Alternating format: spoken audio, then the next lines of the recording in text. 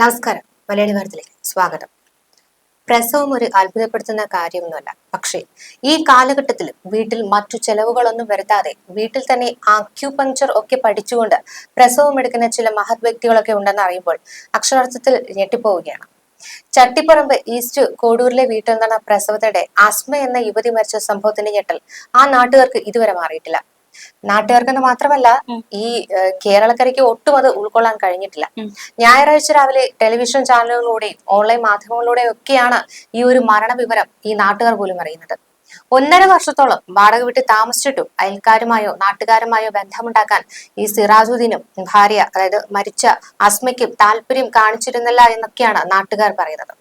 എന്തൊക്കെയാണ് നാട്ടുകാർ ഇവരെ കുറിച്ച് പറയുന്നത്? അതായത് ഈ താണിക്കൽ ഭാഗത്ത് വീട്ടിൽ നിന്ന് താമസം മാറിയാണ് ഈ സിറാജുദ്ദീൻ വാടക വീട് അന്വേഷിച്ച് എത്തുന്നത്. ഈ കാസർഗോഡ് ഭാഗത്തുള്ള പള്ളിയില് ഉസ്താദാണെന്നാണ് ഇവിടെ ഈ നാട്ടുകാരോടൊക്കെ ഇയാൾ പറഞ്ഞിരുന്നത്. മാത്രമല്ല ഈ മതപ്രഭാഷകൻ കൂടിയാണെന്നും പരിചയപ്പെടുത്തിയ അദ്ദേഹത്തിന് അങ്ങനെയാണ് വീട് കാണിച്ചു കൊടുത്തത് എന്നാണ് പറയുന്നത്. ഇയാൾക്ക് വീട് വാടകയ്ക്ക് നൽകിയ ഈസ്റ്റ് കോഡൂരിലെ സൈനുദ്ദീൻ ആണ് ഇത്തരത്തിലുള്ള ഒരു വെളിപ്പെടുത്തൽ. എന്താണ് ഈ വ്യക്തിയെ പറ്റി, ഈ വ്യക്തിക്ക് എന്താണ് അറിയാവുന്നത്, അതായത് വീട് വാടകയ്ക്ക് നൽകിയ വ്യക്തിക്ക് എന്താണ് അറിയാവുന്നത് എന്ന കാര്യമാണ്. ആ വാക്കുകൾ ഇങ്ങനെയാണ്. അതായത് ഈ സുഹൃത്തായ പ്രവാസി കുഞ്ഞു മുഹമ്മദ് പുള്ളിക്കലിന്റെ വീടാണ് ഇവർക്ക് താമസിക്കാൻ നൽകിയത്.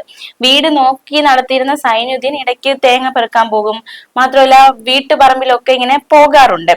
എന്നാൽ സിറാജുദ്ദീൻ ആണെങ്കിൽ അധികം അടുപ്പം കാണിച്ചിരുന്ന ഒരു വ്യക്തിയല്ല എന്നാണ് ഈ സൈനുദ്ദീൻ പറയുന്നത്. ഈ തൊട്ടടുത്ത വീടാണ്, എങ്കിൽ ഒരിക്കൽ പോലും സിറാജുദ്ദീനെയോ ഭാര്യയോ തങ്ങളോട് സംസാരിച്ചിട്ടില്ല എന്നും അയൽവാസികളും പറയുന്നുണ്ട്. അപ്പോ അയൽക്കാരുമായിട്ട് ഒരു ബന്ധം അവർക്കുണ്ടായിരുന്നില്ല എന്നും വേണം നമുക്ക് സംസാരിച്ചിട്ടില്ല, ഭർത്താവും സംസാരിച്ചിട്ടില്ല. എന്താവശ്യത്തിനും ഈ സ്കൂട്ടറിൽ പുറത്തു പോയി തിരികെ വീട്ടിലെത്തുന്ന ഒരു രീതിയാണ് സിറാജുദ്ദീൻ ഉള്ളത്. മാത്രമല്ല 6 മാസം മുൻപ് വരെ അവിടെ ഉണ്ടായിരുന്ന സിറാജിന്റെ പിതാവ് സംസാരിക്കാറുണ്ടായിരുന്നെന്നും, പക്ഷെ അദ്ദേഹം മരിച്ചു അല്ലെ. വലിയ ബന്ധം തീരെ ഇവരുമായിട്ടില്ല എന്നാണ് പറയുന്നത്. അതെ, അദ്ദേഹം പോയതോടെ ഈ അയൽക്കാരുമായിട്ട് യാതൊരു രീതിയിലും ഒരു കണക്ഷൻ ഇല്ലാത്ത രീതിയിലേക്ക് കാര്യങ്ങൾ എത്തി. പിന്നെ പല പ്രാവശ്യമായിട്ട് ഒരു വീട്ടിൽ ചെന്നിട്ടുണ്ട്. പക്ഷെ അസ്മ ഗർഭിണിയാണെന്ന് അറിഞ്ഞിരുന്നില്ല. വീട്ടിൽ പോയിരുന്നാണ്, പക്ഷെ ആ കുട്ടി ഗർഭിണിയായിരുന്നെന്ന് പോലും അറിഞ്ഞിരുന്നില്ലാത്തൊരു അവസ്ഥ. ആശാ വർക്കർ പറയുന്നതാണ്, ആ വീട്ടിൽ പോയിട്ടുണ്ട്, പക്ഷെ ഗർഭിണിയാണെന്ന് അവർക്ക് ഒരിക്കലും ഒരു ക്ലൂ പോലും കൊടുത്തിട്ടില്ല. ഈ വീട്ടിലൊക്കെ ചെല്ലുമ്പോഴൊക്കെ ജനലിലൂടെയായിരുന്നു ഇവര് കണ്ടിരുന്നതെന്നൊക്കെയാണ് പറയുന്നത്. അതെ, ഈ ആശാ വർക്കർമാർക്ക് പോലും ഇവര് സ്വാഭാവികമായിട്ട് ഒരു നാട്ടിലൊരു ഗർഭിണി ഉണ്ടാകുമ്പോൾ ആശാ വർക്കർമാർക്ക് അറിയാമായിരിക്കുമല്ലോ. പക്ഷെ അവര് പോലും ഇത് അറിഞ്ഞിട്ടില്ല. വീട്ടിൽ ചെല്ലുമ്പോഴൊക്കെ ജനലിലൂടെ മാത്രമേ കണ്ടിട്ടുള്ളൂ. അവസാനമായിട്ട് ജനുവരിയിൽ എന്തോ ആണ് കണ്ടത്. അപ്പോഴും ഗർഭിണിയാണെന്ന് അന്വേഷിച്ചു, പക്ഷെ അല്ല എന്ന മറുപടിയായിരുന്നു പറഞ്ഞത്. കൂടുതൽ കാര്യങ്ങളൊന്നും ചോദിക്കാൻ അവർ നിന്നതുമില്ല.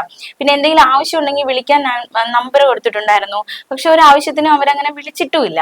പിന്നെ ഫോണിലൂടെ ബന്ധപ്പെടാറുണ്ട്, പക്ഷെ പലപ്പോഴും അസ്മ അങ്ങനെ സംസാരിക്കുന്ന പ്രകൃതം അല്ലെങ്കിൽ അങ്ങനെ ഒരു പ്രതികരിക്കുന്ന പ്രകൃതമല്ല എന്നാണ് ഈ പരിചയക്കാരുടെ ഒക്കെ ഒരു അനുഭവം. അല്ലെങ്കിൽ അവരൊക്കെ പറയുന്നത് ഇത്തരത്തിലാണ് ഇവരെ പറ്റി പറയുന്നത്.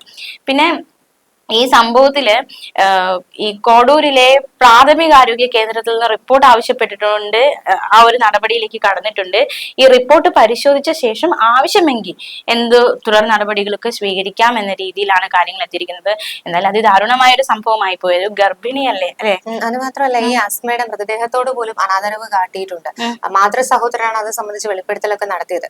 പുൽപ്പായൽ പൊതിഞ്ഞ രീതിയിലൊക്കെയാണ് മൃതദേഹം വീട്ടിലെത്തിച്ചത്. ഇത് കാരണം സിറാജുദ്ദീന്റെ ഒപ്പം എത്തിയവരും ഈ അസ്മയുടെ ബന്ധുക്കളും തമ്മിൽ സംഘർഷമൊക്കെ നടന്നിരുന്നു. ഈ മരണം ഒരു വിവരം ഈ വീട്ടുകാരെയോ അതായത് അസ്മയുടെ വീട്ടുകാരെയോ പോലീസിനെയോ പോലും അറിയിച്ചിട്ടില്ല.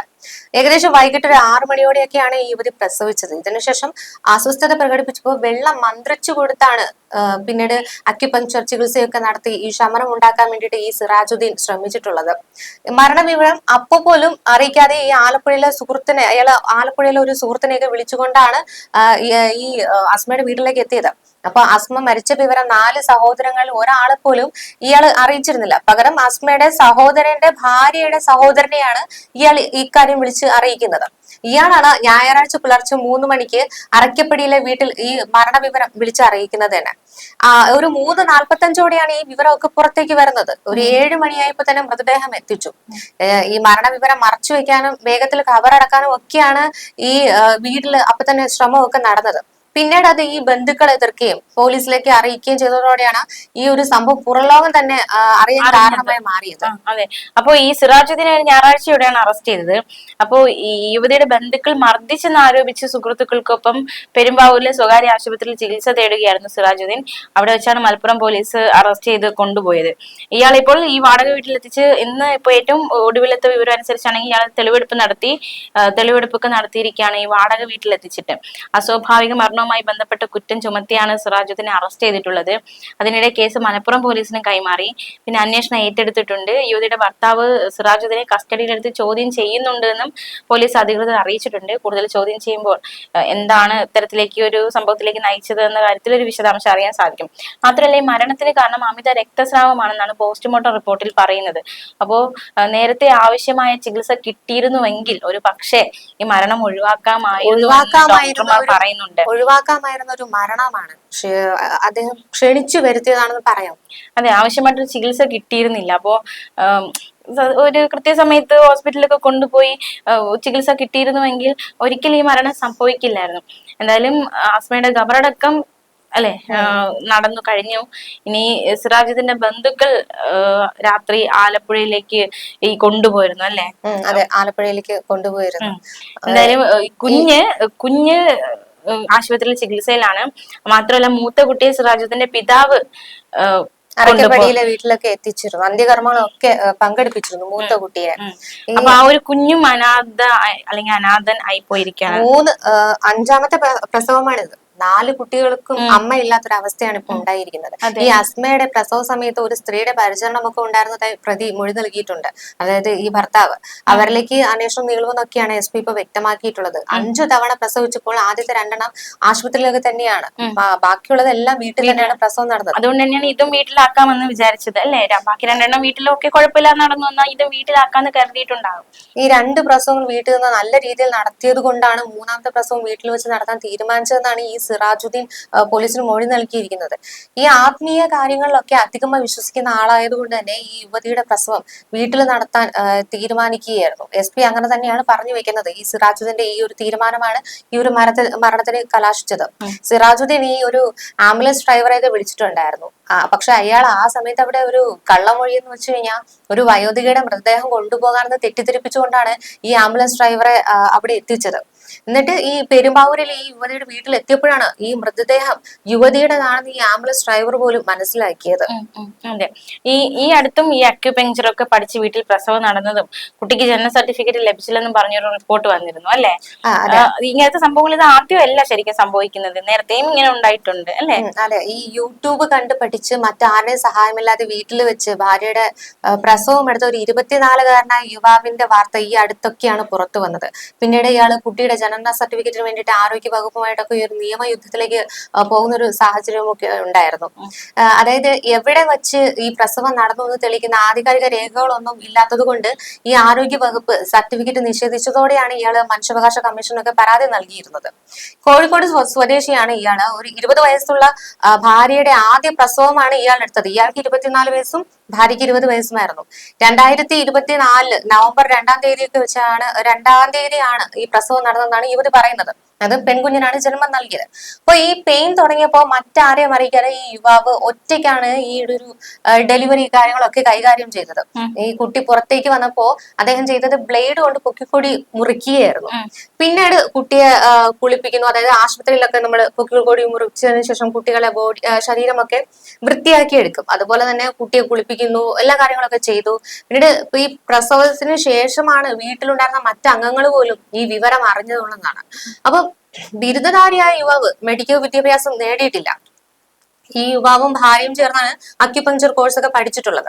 എന്നിട്ട് ആശുപത്രിയിൽ നിന്ന് ഈ സ്കാനിങ്ങും മറ്റു പരിശോധനകളും ഒക്കെ പൂർത്തിയാക്കിയതിനു ശേഷമാണ് ഈ യുവാവ് ഭാര്യയുടെ പ്രസവം വീട്ടിൽ വെച്ച് തന്നെ എടുത്തത്. ഒക്ടോബർ 28-ാം തീയതിയാണ് ഈ ആശുപത്രി അധികൃതരൊക്കെ ഇതൊരു പ്രസവ തീയതിയായിട്ടൊക്കെ കണക്കാക്കിയിരുന്നത്. പക്ഷെ അന്ന് ഈ പെൺകുച്ചിന് പ്രസവ ലക്ഷണമൊന്നും ഇല്ലായിരുന്നു. ആശുപത്രിയിൽ അഡ്മിറ്റ് ആക്കിയാൽ അന്നേ ദിവസം ചിലപ്പോൾ മരുന്നൊക്കെ വെച്ച് പ്രസവിപ്പിക്കും എന്നൊക്കെയാണ് ഈ യുവതിയും ഭർത്താവും ഒക്കെ കരുതിയിരുന്നത്. അപ്പൊ അത് ഒഴിവാക്കാൻ വേണ്ടി ഇവർ ആശുപത്രിയിൽ പോകാതിരിക്കുകയായിരുന്നു.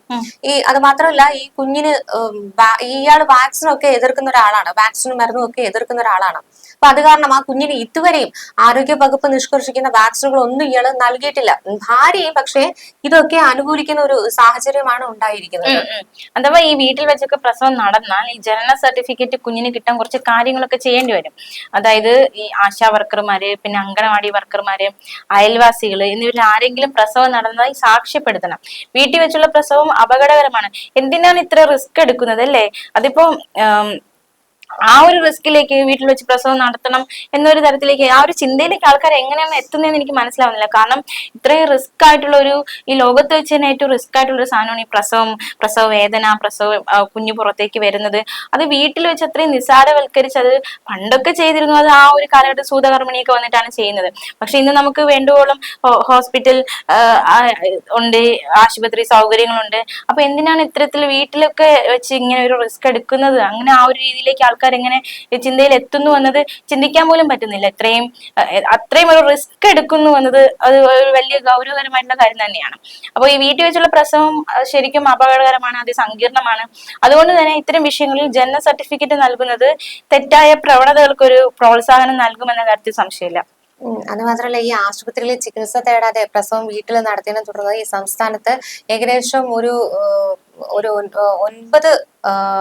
9ഓളം കുറച്ച് മാസങ്ങൾക്കിടെ ഏകദേശം ഒരു 9 മരണങ്ങളൊക്കെ റിപ്പോർട്ട് ചെയ്തിട്ടുണ്ട്. ശിശുമരണമൊക്കെയാണ് റിപ്പോർട്ട് ചെയ്തിട്ടുള്ളത്.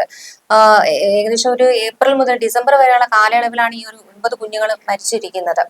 അപ്പോ പ്രസവം മറ്റാരും കാണാൻ പാടില്ല, വീട്ടിൽ പ്രസവിക്കുന്നത് അമ്മയ്ക്കും കുഞ്ഞിനും നല്ലതെന്നൊക്കെയുള്ള ഒരു ഇടുങ്ങിയ ചിന്താഗതിയുള്ളവരാണ് ഈ ശരിക്കും പറഞ്ഞാൽ ഈ ഒരു ദുരന്തത്തിലേക്ക് വന്ന് വീഴുന്നത് തന്നെ. അതൊക്കെ ആരോഗ്യ വകുപ്പ് വിലയിരുത്തിയ സംഭവങ്ങൾ കൂടിയാണ്. ഈ ചികിത്സ തേടണമെന്ന് ആശാപ്രവർത്തകരുടെയും തദ്ദേശ സ്ഥാപനങ്ങളുടെയും വിപുലമായ പ്രചരണമൊക്കെ നടക്കുന്നുണ്ടെങ്കിലും പലരും ഇത് അവഗണിക്കുന്നുണ്ട്. അതായത് വീട്ടിലെ പ്രസവങ്ങളൊക്കെ കൈവിട്ടു പോകുന്ന അവസ്ഥയിൽ ആശുപത്രികളൊക്കെ എത്താറുണ്ട്. പക്ഷെ മണിക്കൂറുകൾ കഴിയുമ്പോഴായിരിക്കും ചിലപ്പോ കുഞ്ഞു മരിക്കുക, അതല്ലെങ്കിൽ ഈ അമ്മ മരിക്കുക. അപ്പോൾ ജീവനോടെ ആശുപത്രിയിൽ എത്തുന്നതിനാലൊക്കെ തന്നെ ഈ പ്രസവത്തെ തുടർന്നുള്ള മരണമായിട്ടൊന്നും അവർ കണക്കാക്കാറില്ല. ഈ നവജാത ശിശുക്കളുടെ മരണനിരക്കിന്റെ ഭാഗമായിട്ടായിരിക്കും അത് പോവുക. പക്ഷെ യഥാർത്ഥത്തിൽ വരുമ്പോൾ അതിന്റെ കണക്കൊക്കെ കൂടുതലായിരിക്കും. ഈ അമിത രക്തസ്രാവം, കുഞ്ഞിന്റെ ഹൃദയമിടിപ്പിലെ വ്യതിയാനം ഇവയൊക്കെ പരിഹരിക്കണമെങ്കിൽ അതൊക്കെ ഒരു ആശുപത്രിയിൽ മാത്രമേ നടക്കുകയുള്ളൂ. അമിത രക്തസ്രാവം എന്നൊക്കെ പറഞ്ഞ ജീവൻ തന്നെ അപകടത്തിലാക്കും. ഈ പ്രസവം നീണ്ടുപോയാൽ കുഞ്ഞിന്റെ തലയിലെ രക്തഓട്ടം ഒക്കെ കുറയും.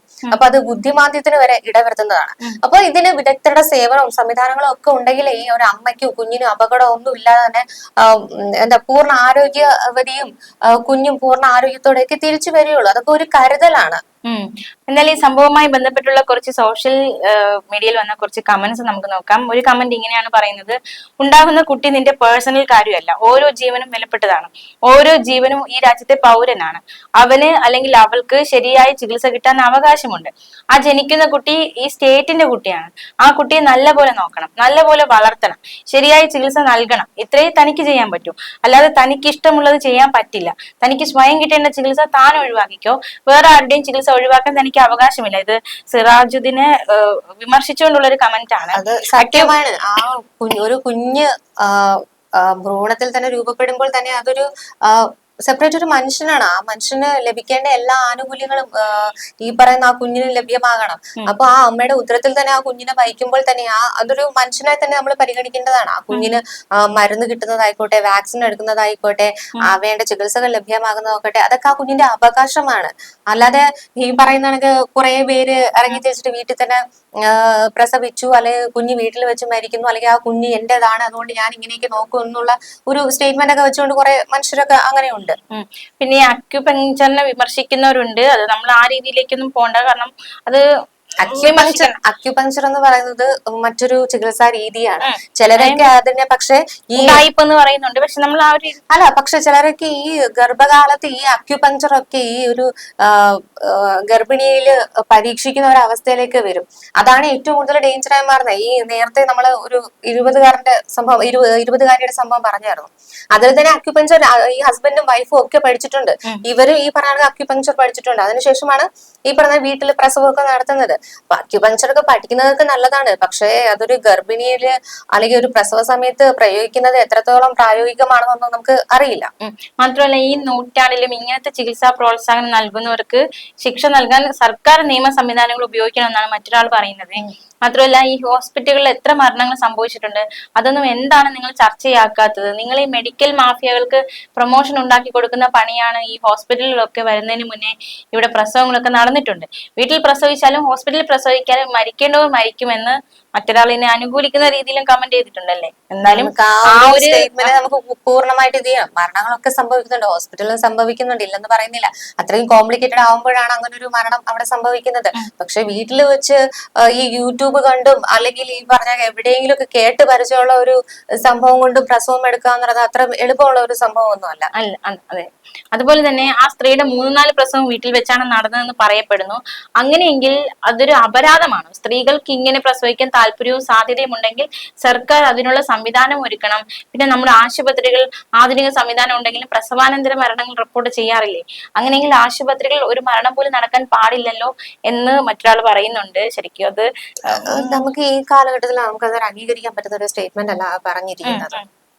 പിന്നെ ചില ഉഡായിപ്പ് ആശുപത്രികളിൽ നിന്നുള്ള അവഗണനകളും ചികിത്സാ പിഴവുകളുമാണ് ആളുകളെ വീട്ടിൽ നിന്ന് പ്രസവിക്കാൻ പ്രേരിപ്പിക്കുന്നത് എന്ന് ഒരാൾ പറയുന്നുണ്ട്. ശരിക്കും അത് ഒരു അല്ലെ അതൊരു അനുഭവസ്ഥയുടെ ഒരു സ്റ്റേറ്റ്മെന്റ് ആണ് ശരിക്കും പറഞ്ഞു. ഇൻഷുറൻസ് ഉള്ള ആളുകളാണെങ്കിൽ ആശുപത്രികൾ അനാവശ്യമായി ടെസ്റ്റും മറ്റും എടുപ്പിക്കുന്ന ഒരാളുടെ അനുഭവമാണ്. ആള് അനുഭവത്തിൽ നിന്ന് പറഞ്ഞിരിക്കുകയാണ്. ഇങ്ങനെയുള്ള കാര്യങ്ങൾ പരാതിപ്പെടാനും തെറ്റ് തിരുത്താനുള്ള സംവിധാനം നമ്മുടെ ആരോഗ്യ മേഖലയിൽ കാര്യക്ഷമമല്ല എന്നതടക്കമുള്ള ഒരു പ്രതികരണവും വരുന്നുണ്ട്. അപ്പോൾ സമ്മിശ്ര പ്രതികരണമാണ് ഈ ഒരു വിഷയവുമായി ബന്ധപ്പെട്ട് ചിന്തിക്കേണ്ട കാര്യം തന്നെയാണ്. വീട്ടിലെ പ്രസവങ്ങൾ നമ്മൾ അനുകൂലിക്കേണ്ടതാണോ പ്രതികൂലിക്കേണ്ടതാണോ എന്നത് ഒരു ചർച്ചാ വിഷയമാക്കേണ്ട കാര്യം തന്നെയാണ്. ശരിക്കും പറഞ്ഞാൽ വീട്ടിൽ വെച്ച് തന്നെ പ്രസവിക്കണമെന്ന് ആരെങ്കിലും ആലോചിക്കുകയാണെങ്കിൽ അതിന്റെ അപകട സാധ്യതകളൊക്കെ ആദ്യം മനസ്സിലാക്കാൻ ശ്രമിക്കുക. ആ വലിയ ദിവസത്തിനായിട്ട് നമുക്ക് വേണ്ടത് ഒരു വലിയൊരു ആസൂത്രണം ചെയ്തിട്ടുള്ള തയ്യാറെടുപ്പാണ്. അത് മനസ്സിലാക്കണം. ചിലർക്കൊക്കെ മെഡിക്കൽ ഇടപാടുകൾ ഇല്ലാതെ പ്രസവിക്കാനുള്ള ആഗ്രഹം ഉണ്ടായേക്കാം. ഈ സുഖകരവും പരിശുദ്ധമായിട്ടുള്ള ഒരു സ്ഥലത്തൊക്കെ പ്രസവിക്കാനുള്ള ആഗ്രഹം കാണും. ഈ ആശുപത്രിയിലെ പരിചരണത്തിൽ അതൃപ്തിയുള്ളവരൊക്കെ ഉണ്ട്. പിന്നെ ഈ സാംസ്കാരികമോ മതപരമോ ആയിട്ടുള്ള ആശങ്കകളൊക്കെ ഉള്ളവരുണ്ട്. ആശുപത്രിയുടെ അഭാവം പിന്നെ പണത്തിന്റെ അഭാവം ഒക്കെ കാണുമെങ്കിലും ഒരു ജീവൻ അപകടത്തിൽപ്പെടാൻ നിമിഷങ്ങൾ മതി എന്ന് തിരിച്ചറിയണം. ഈ ശരീരത്തിലെ നിരവധി എല്ലുകളൊക്കെ പൊടിയുന്നതിന് തുല്യമായ വേദനയാണ് ആ സമയത്ത് ആ സ്ത്രീ അവിടെ ഒരു പ്രസവ സമയത്ത് അനുഭവിക്കുന്നതെന്ന് പറയുന്നത്. അപ്പൊ ആ കുഞ്ഞിന് ജന്മം നൽകുമ്പോൾ പ്രസവത്തെ തുടർന്നുണ്ടാകുന്ന രക്തസ്രാവം നിലയ്ക്കണമെങ്കിൽ വേണ്ട ശുശ്രൂഷകളൊക്കെ അനിവാര്യമാണ്. അതായത് ചിലപ്പോൾ സ്റ്റിച്ചൊക്കെ ഇടേണ്ടി വരും. ചിലപ്പോഴെന്നല്ല, നോർമൽ ഡെലിവറി ആണെങ്കിലും സിസേറിയൻ ആണെങ്കിലും ഒക്കെ സ്റ്റിച്ച് ഇടാറുണ്ട്. അതുപോലെ തന്നെയാണ് സ്റ്റിച്ച് ഒക്കെ ഇടേണ്ടി വരും. പൊക്കിൾ കൊടിയൊക്കെ മാറ്റി കുഞ്ഞിനെ അമ്മയെ ഒരുപോലെ തന്നെ പരിചരിക്കേണ്ടി വരും. അപ്പൊ ഇതിനൊക്കെ പണ്ട് വയറ്റാട്ടികളൊക്കെ ഉണ്ടായിരുന്നെങ്കിൽ, പക്ഷെ കാലഘട്ടം ഇപ്പൊ മാറി. ഓരോ മനുഷ്യരുടെയും ബോഡി ലാംഗ്വേജ് ഒക്കെ ഇപ്പോഴും മാറിക്കൊണ്ടിരിക്കുകയാണ്. അപ്പോൾ ആശുപത്രിയിൽ ശുശ്രൂഷ ഇവിടെ അനിവാര്യമാണ്. അത് മനസ്സിലാക്കണം. ചിലർക്ക് പ്രസവം നടക്കുമ്പോൾ പ്രശ്നമൊന്നും കാണത്തില്ല, പക്ഷെ കുറച്ച് കഴിയുമ്പോഴായിരിക്കും പെട്ടെന്ന് അമിതമായിട്ട് രക്തസ്രാവം ഉണ്ടാകുക. അപ്പോൾ ഒരു ശരീരത്തിൽ ഈ ഒരു ശരീരത്തിലൊക്കെ ഈ രക്തം നഷ്ടപ്പെട്ടു കഴിഞ്ഞാൽ നമുക്ക് എത്ര നേരം പിടിച്ചു നിൽക്കാൻ കഴിയും? നമ്മുടെ ശരീരം നമുക്ക് ജീവൻ പിടിച്ചു നിർത്തണമെങ്കിൽ തീർച്ചയായിട്ടും ഈ പറഞ്ഞ രക്തം വേണം. അപ്പൊ അത് ഇങ്ങനെ രക്തസ്രാവം അമിതമായിട്ട് ഉണ്ടാകുമ്പോൾ അത് ഈ പ്രാർത്ഥനകൾ കൊണ്ടോ അല്ലെങ്കിൽ ഓത് വെള്ളം കൊണ്ടോ നേർച്ചകൾ കൊണ്ടോ മതപണ്ഡിതന്മാര് കാരണമോ വൈദികര് കാരണമോ പാസ്റ്റർ കാരണമോ ഒരു ജ്യോത്സ്യം കാരണമോ ഒന്നും മാറുന്ന സംഭവമല്ല അത്. എല്ലാ വിശ്വാസവും ആവശ്യത്തിന് വേണം, പക്ഷെ അത് അനാവശ്യമായിട്ടായിരിക്കരുത്, ആവശ്യത്തിന് മാത്രം. അപ്പൊ മനുഷ്യന്റെ ഉയരെടുത്തുള്ള വിശ്വാസം പ്രഖ്യാപിച്ചിട്ട് നഷ്ടം ആ ഒരു സ്ത്രീക്കും ആ കുടുംബത്തിന്റെ മക്കൾക്കും മാത്രമാണ് എന്ന് തിരിച്ചറിയുക.